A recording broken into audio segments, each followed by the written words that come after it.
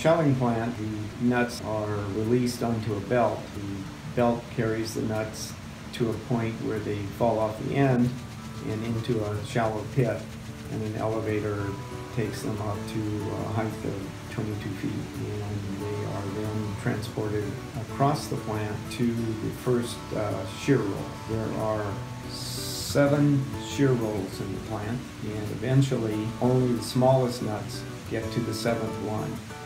The small nuts pass through without being hulled. The medium-sized nuts may have part of the shell removed, but not all of it. But eventually, as they move from roller 1 to 7, the clearance is becoming less and less until finally the last nut is shelled.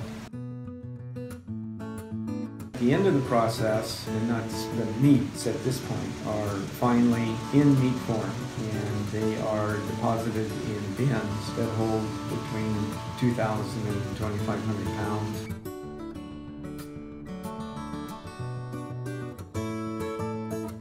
Welcome to Hilltop Ranch. My name is Christine Long. We are a family-owned corporation, and we've been in business since 1981.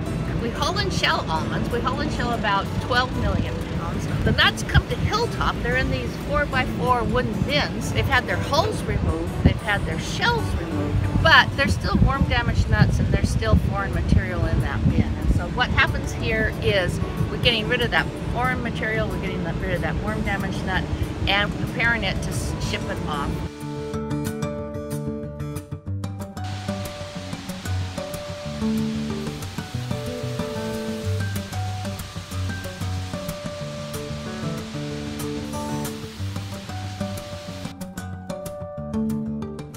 This first plant we are sizing, and we are establishing the grade. If it's a really poor quality, you're not going to make it a supreme. If it's a high quality, you are going to make it a supreme almond. The second warehouse, we actually have ladies hand picking and sorting. But in between hand, we have a lot of mechanical sorting, a lot of electronical sorting, and we actually have robots sorting almonds now too. And that's the wave of the future, and that's what we're looking to get more.